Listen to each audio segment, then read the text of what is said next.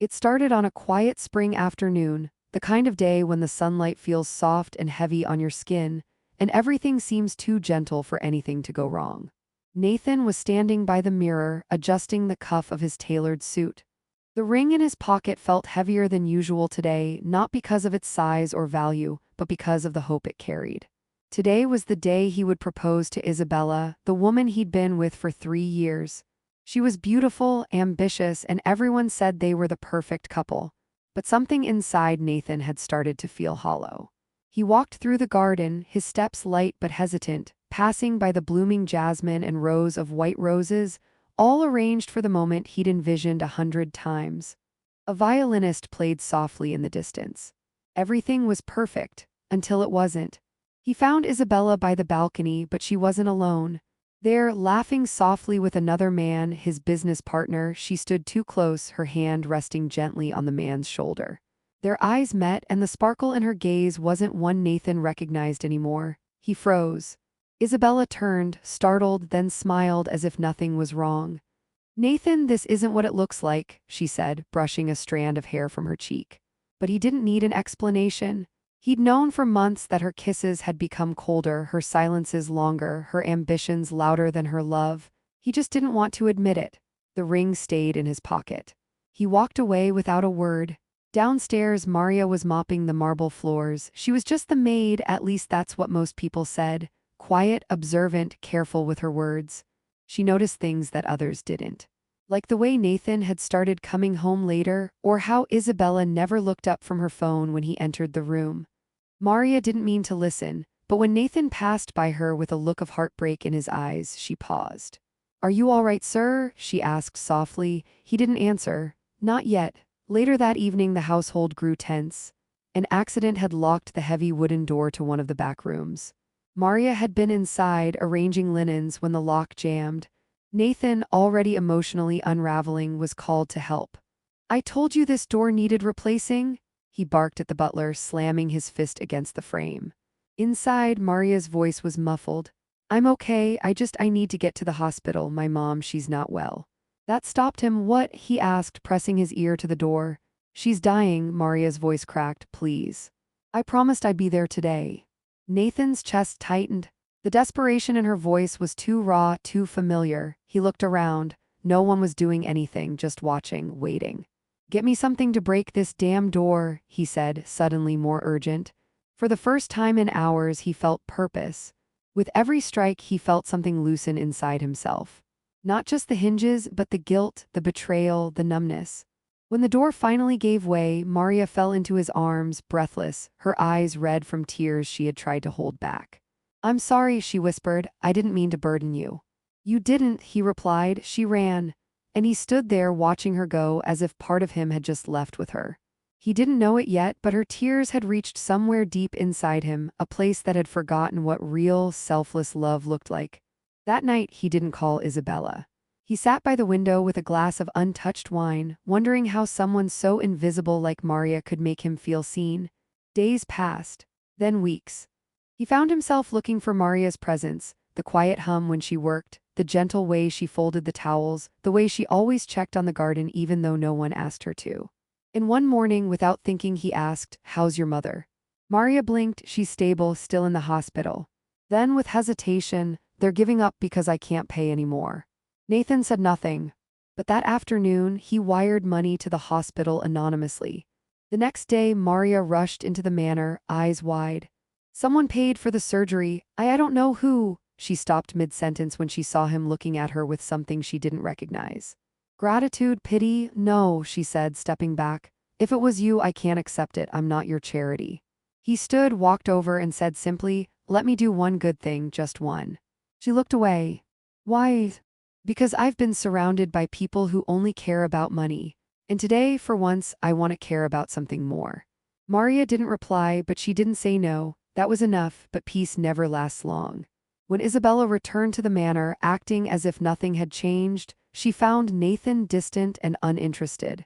He no longer cared about the social events or her grand plans for their wedding. He had changed.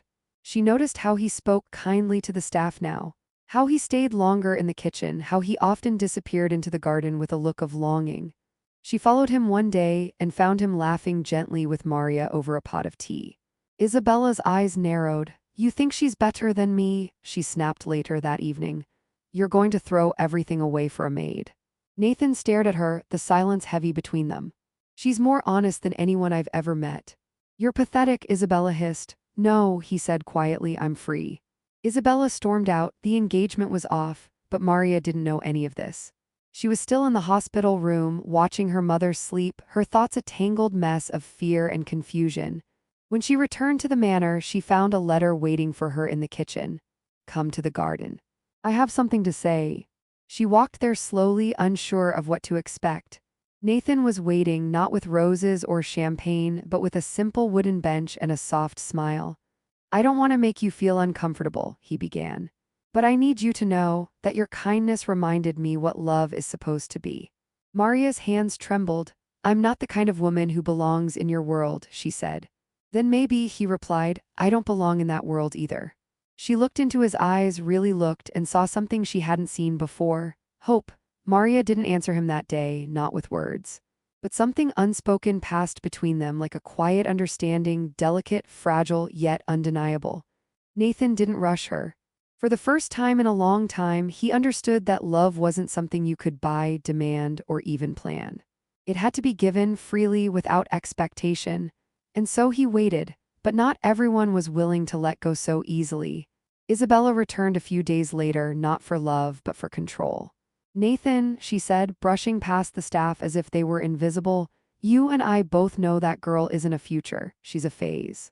He didn't respond. He had no energy left to fight old battles. Isabella took his silence as invitation. She showed up at his office, called his friends, spread whispers through the city that Maria was the reason for the breakup, that she had seduced Nathan, used her tears like weapons, manipulated him. The staff started murmuring too. Some said Maria was clever, that she had played the long game. Others looked at her with pity, but Maria said nothing. She cleaned, she cared for the garden, and she kept her eyes low. She had no defense except her dignity. Until one evening when the rumors reached the hospital. The doctor pulled her aside, eyes wary. "Are you really involved with Mr. Carter?" he asked. Maria didn't answer. "We received another anonymous payment today," he said. "Enough to move your mother into a private room, start new treatment. It'll buy her time." Maria froze. "I didn't ask for that." "No," the doctor replied, "but someone thinks you deserve it." Later that night, she found Nathan in the garden again. He was on the bench, looking up at the stars like he was searching for something beyond himself. "Why are you doing this?" she asked softly. He turned, surprised to see her. "Because you deserve more than this life has given you," he said. Maria stepped closer. "And what do you deserve?" He looked at her, eyes filled with something tender. "Maybe just one honest moment, that's enough for me." She sat beside him, and they stayed there saying nothing, because sometimes silence is the only thing sacred enough to hold two wounded hearts together. But life has its own way of testing what is real. Maria's husband, yes, she was still legally married though estranged, came back into the picture. Adrian had once been sweet, a dreamer, but poverty had changed him, turned his dreams into debts and his heart into something darker. When he heard Maria was working in a mansion involved with a wealthy man, he saw opportunity. "You owe me," he said, barging into the small apartment Maria kept near the hospital. "I owe you nothing," she replied, standing firm. "You're my wife, that's worth something." Maria's breath caught in her chest. Not fear, disgust. That evening, Adrian showed up at Nathan's estate uninvited. He found Maria outside, helping with the evening flowers. "You look different now," he sneered, "like money suits you." "Leave," she said, her voice quiet but firm, but Adrian had already planned something worse. The next morning, Maria was missing. Nathan searched every room, asked every staff member. Nothing. It wasn't until a gardener mentioned a black car that he realized she'd been taken. Adrian had dragged her back to their old neighborhood, a place filled with broken glass and broken dreams. "You're going to help me get out of this mess," he growled, pacing the tiny kitchen of their old apartment. "He's rich, he'll pay to get you back." Maria's eyes narrowed. "You're disgusting." "I'm practical," Adrian said. She didn't scream. She didn't cry, she waited, because she knew Nathan, he would come, and he did, not with police, not with threats. He came alone. He stood at the doorstep, calm, composed. Inside, Adrian laughed. "You're here to rescue your little maid?" he mocked. "I'm here to take back the only person who has ever made me want to be a better man," Nathan said. Maria looked up, her heart beating faster than it had in days. Adrian rolled his eyes. "You think love is going to fix this?" "No," Nathan replied, "but dignity might." He pulled out an envelope, 3 times more than anything she's ever earned. "You take this and you disappear." Adrian hesitated. But greed is predictable. He snatched the envelope, smirked, and walked out. Nathan turned to Maria, hand extended, but she didn't take it right away. "You just bought me," she whispered. "No," he said, lowering his hand. "I bought your freedom. What you do with it is yours." Tears welled in her eyes. And then she walked, not into his arms, but past him, outside into the air where she could finally breathe. He followed her slowly, respectfully. "I don't want to own you," he said. "I just want to know you, not as a maid, not as a tragedy, just you." Maria turned to face him. "And if I say I need time?" "I'll wait," he said. Weeks passed. Maria moved out of the estate, got a job at a small flower shop near the hospital. Her mother was slowly recovering. Life was simpler but honest. One morning, she came home to find a bouquet of wild daisies on her doorstep. No note, just the flowers. The next day, a book, her favorite poetry collection. Then nothing, no pressure, no messages, just silence and space and the quiet hum of something patient. Until one Sunday, she walked into the shop, and Nathan was there holding a small pot of rosemary. "It's for my window," he said. "I'm learning to grow things now." Maria laughed. For the first time in a long while, it felt easy. "Maybe I can help you," she said. "I'd like that," he replied. And that was how it began again.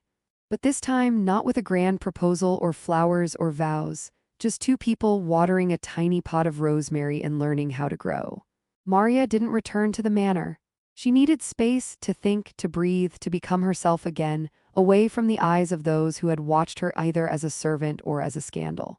She rented a small studio apartment above a flower shop near the hospital. The walls were thin, the sink leaked, and the window only opened halfway, but for the first time in years, the silence belonged to her. No one shouted. No one made demands. And when she cried, she did sometimes, it was not out of fear but release. Her mother's health had stabilized. The doctors were careful not to offer false hope, but they no longer spoke in timelines measured by weeks. Maria took a job helping at the flower shop downstairs. The owner, Mrs. Golding, was in her 70s and couldn't lift the heavy boxes anymore. Maria's hands, though tired from years of scrubbing, found peace in arranging petals and trimming stems. The world felt quieter now, and Nathan, he didn't chase her, not with calls, not with grand gestures, but every now and then something small. A tiny bouquet left on the shop counter before opening hours. A packet of tea she had once said she liked. A note written on brown paper, "Don't forget to rest." Maria never replied, but her heart did. Each offering softened a part of her that had been hardened by betrayal. One morning, she found a box on her doorstep. Inside, a miniature rosemary plant in a clay pot. No card, but she knew. Later that day, he walked into the shop holding another pot just like it. "I think mine's dying," he said with a shy smile. Maria raised an eyebrow. "You didn't water it." "I didn't know how." She reached across the counter. "Give it here." He did. Their fingers touched for a moment and something passed between them. Not sparks, not tension, just warmth and healing. They began seeing each other again. Not like before, there were no late-night drives or champagne dinners. Instead, there were long walks in the park, quiet cups of coffee, visits to the hospital where they took turns sitting with her mother. Nathan didn't talk much about his past. But one afternoon, sitting on a bench near the river, he said quietly, "I used to think love was about keeping things perfect." Maria didn't look at him, but she listened. "My parents were married for 30 years and never once argued, at least not in front of me. I thought, maybe if everything looks perfect, then it must be love." She turned to him then. "But sometimes silence is more dangerous than shouting." He nodded. "Exactly." She paused. "I grew up in noise, always someone angry, always someone gone, so I thought maybe love is just someone who stays." Nathan smiled. "And what do you believe now?" Maria breathed in the soft river breeze. "I think love is someone who listens and doesn't ask for anything back." They sat in silence again, but this time it felt like peace. One day, while arranging white lilies in the shop, Maria's phone rang. It was the hospital. She braced herself. "It's nothing critical," the nurse said. "But your mother asked for you. She seems different today." Maria hurried over. Her mother was sitting upright in bed, pale but alert. Her eyes lit up when she saw her daughter. "Maria," she said softly, "you've been so brave." Tears welled in Maria's eyes. "I'm not brave. I just didn't have a choice." Her mother reached out and took her hand. "That's exactly what courage is." They spoke for hours about the past, about Maria's childhood, about regrets and forgiveness. At one point, her mother looked at her and said, "You look in love." Maria froze. "I see it in your eyes. It's okay, sweetheart. Let yourself be happy. Don't let what happened to me stop you." Maria rested her forehead against her mother's hand and wept. That night she wrote a letter. She didn't send it, but she wrote it. "Nathan, thank you for giving me space and thank you for waiting in it. I'm learning how to stand again, not because you're holding me up, but because you believed I could. I don't know what love is supposed to look like, but maybe it doesn't have to look like anything. Maybe it just feels like coming home after a long time lost. If you're still there when I'm ready, I'd like to come home." She folded the letter and placed it in her drawer. The next day she called him. "Can we take a walk?" she asked. His voice was quiet. "I'd like that." They met near the same bench by the river, but this time she was the one holding something. "The rosemary pot, I kept it alive," she said. He smiled. "I knew you would." She held it out to him. "Maybe it belongs in your kitchen now." He took it gently, and for the first time since they met, they held hands. Not as employer and maid, not as savior and saved, but as two people who had been broken, who had chosen not to break others, and who now finally could choose each other. But life, as always, was not done testing them. Maria's mother had a relapse. It happened fast, within weeks. Nathan stayed by their side, no longer a guest but part of the family. He brought food, organized the doctors, held Maria when she broke down in the hallway. One evening, after a long day at the hospital, Maria sat on the curb outside, staring at nothing. "I can't do this again," she whispered. Nathan sat beside her. "You don't have to do it alone." She shook her head. "I'm scared. Not just of losing her, but of what comes after. What if I don't know how to be happy?" Nathan didn't try to fix her, he just reached for her hand. "You don't have to know how, you just have to want it." She squeezed his fingers. And for the first time in a long time, she allowed herself to hope. The days that followed blurred together, a carousel of hospital corridors, whispered updates, half-slept nights, and the steady decline of someone Maria loved more than breath. Nathan never left. He didn't try to cheer her up with false promises or empty comfort. He simply remained, present, still, reliable. He brought her soup when she forgot to eat, drove her home when she was too tired to walk, stood quietly when doctors spoke in soft, uncertain tones. He held her mother's hand, too, when Maria couldn't bear to. There were moments, fleeting, small, where time seemed to pause.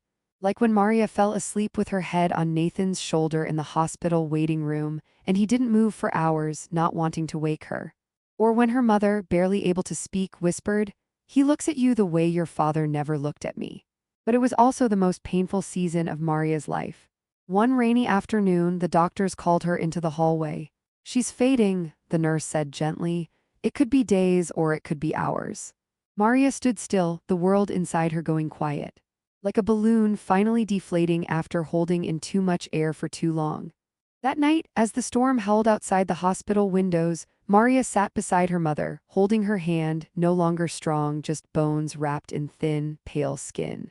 Nathan was there, seated nearby, silent as ever. And then, like a candle giving out in still air, her mother was gone. No final words, no dramatic goodbye, just silence. Maria didn't cry at first. She sat perfectly still, like her soul had gone somewhere far away. Nathan reached for her hand. And this time she didn't let go. The funeral was small, quiet, just a few friends, the flower shop owner, a nurse or two. Nathan stood back, letting Maria have her grief in peace. She didn't say much for days. She moved like a shadow, drifting from place to place, doing only what was necessary to get through each moment. Then one evening, Nathan found her sitting outside her apartment, knees pulled to her chest. "She was the only one who ever stayed," she whispered. "I'm still here," he replied, her eyes, red and swollen, lifted to meet his. "I know. And I don't know what to do with that." He sat beside her, careful not to touch her unless she wanted it. "You don't have to do anything," he said, "not now." She let her head fall onto his shoulder. And for the first time since the funeral, she cried. Not the quiet kind, not polite, restrained tears, but guttural sobs, the kind that emptied years of sorrow and fear. Nathan didn't speak, he just held her, tightly. Like her grief was holy. When her breathing finally slowed, he whispered, "You're not broken, Maria, you're just healing." And she believed him. Weeks passed. Grief, like love, doesn't move in straight lines. Some mornings she felt light. Others she couldn't leave bed. But Nathan was always there, not trying to fix it, just showing up, letting her know she didn't have to face the storm alone. They started walking again, small moments of peace, side by side. Maria returned to the flower shop. Slowly, quietly, she didn't speak much, but her hands worked like memory, arranging petals with care. Nathan had returned to work, but his days were different now. He no longer chased the next big deal. He took time for long lunches, quiet books, and slow weekends. He spent more time noticing the world, the laughter of strangers, the quiet of early morning, the way Maria's eyes softened when she saw a dahlia in full bloom. Then one afternoon, he brought her a small wooden box. "What's this?" she asked. He smiled. "Open it." Inside was a single ring, not flashy, not diamond-encrusted, just a silver band, simple and honest. "I'm not asking you to marry me," he said. "Not yet." She looked up, startled. "I'm asking you to walk beside me for as long as it takes to heal, to laugh again, to live together." Maria's eyes filled with tears. "Why me?" she whispered. Nathan didn't hesitate. "Because you're the only person who ever looked at me and didn't want anything, not my money, not my name, just me, and I want to spend the rest of my life earning that kind of love." She looked down at the ring. Then slowly, deliberately, she placed it back in the box and said, "I don't want to be earned." He nodded, heart sinking, but then she continued, "I want to be chosen every day. The same way I'll choose you." She reached out and took his hand. "I'm ready," she said softly, "not for the fairy tale, but for something real." And for the first time, Nathan smiled, not the perfect smile he used at business meetings, but the one that only Maria knew, the one he had learned from watching her. Quiet, warm, human, they moved in together, not into a mansion or a penthouse, but into a modest house on the edge of town. A place with cracked windows, uneven floors, and a backyard filled with potential. Maria planted herbs. Nathan built a bench in the garden. They spent weekends cooking, reading, dancing slowly in the living room without music. Some nights Maria still cried in her sleep. Some mornings Nathan woke in panic from dreams of betrayal. But they were learning to hold space for each other's pain. One afternoon, while sipping tea on the porch, Maria said, "Do you remember the first thing I ever said to you?" He laughed. "Yes, you asked if I was all right." She nodded. "And you didn't answer." "I didn't know how," he said. "You do now."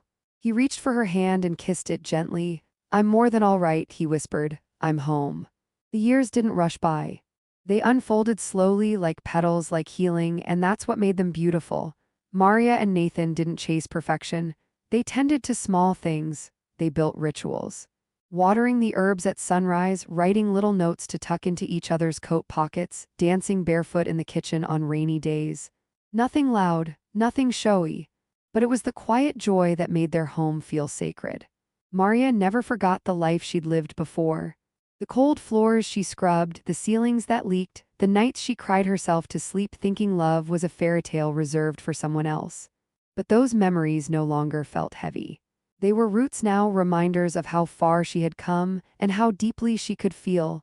Nathan, too, had changed. The sharp edges he once carried from years of betrayal and performance had softened. He wasn't trying to prove anything anymore, not to the world, not to his family, not to himself. He just wanted to live in truth with her. They never wore masks with each other. And when they argued, because of course they did, it was never about winning. It was about understanding. One night after a long day at the flower shop, Maria came home exhausted. Nathan had burned dinner trying to be romantic, and the kitchen smelled like regret. She stood in the doorway, hair tied back, eyes red from pollen allergies and fatigue. Nathan looked up sheepishly, holding a charred pan. "I tried to make your favorite." She stared at the disaster, then laughed and laughed and laughed. It wasn't a gentle giggle. It was the kind of deep, tear-filled laugh that felt like release. She leaned against the doorframe, clutching her stomach, unable to breathe from how ridiculous it all was. Nathan joined in, grinning. And when their laughter finally died down, he walked over, wrapped his arms around her from behind, and said, "We'll just order takeout." Maria turned her face into his shoulder and whispered, "This is my favorite." Not the food. The moment, A few months later, Maria stood alone in the garden, fingers trailing over the rosemary that had somehow survived every season. She remembered the day Nathan gave it to her. She remembered the way he said, "I'm learning to grow things now." She hadn't known then what they would become, but now every leaf felt like proof of survival, of tending, of love. He came out onto the porch, wiping flour off his hands. "What are you thinking?" he asked. She turned to him with a gentle smile. "I'm thinking about how love isn't something that happens once." He stepped closer. "It's something you water every day." They both looked at the rosemary. "And prune," he added, she laughed softly, "and protect from storms." He took her hand. "And believe in, even when it looks like it's dying." She looked at him. Then, without warning, she dropped to one knee. Nathan froze. "What are you doing?" he whispered. Maria's eyes sparkled. "I'm not asking you to marry me," she said, mirroring his words from years ago. "I'm asking you to keep choosing me. Even when I'm tired, even when I'm hard to love, even when we disagree on where to put the couch." Nathan blinked, his heart was thudding too loudly for words. "I'll choose you every morning," she said. "Even if I need coffee first." He sank to his knees with her, both of them in the dirt now, the garden around them wild and alive. "I'll choose you," he whispered, "even if the rosemary dies." They kissed, not like in the movies, not perfect or poised. Just real, soft, familiar. A few years later, a little boy ran through that same garden, giggling, holding a watering can too big for his arms. Maria followed him, her steps slow but steady, her laughter echoing under the morning sun. Nathan stood by the porch, watching them, holding a mug of tea. He still wore the same silver ring. He still watered the rosemary every Sunday. And when strangers asked how they met, Maria would smile and say, "He was a man who had everything, except the one thing he didn't know he needed, someone who saw him. And I was a woman who had nothing, except the one thing no one could take, the courage to love without fear." Sometimes the people who rescue us don't arrive with grand gestures or promises. Sometimes they walk into our lives quietly, carrying nothing but gentleness and stay. If you've ever felt invisible, forgotten, used, know this: love that's real will never treat you like a transaction. It will see you, hold you, heal you. And when it's true, it won't need to be proven. It will simply be there,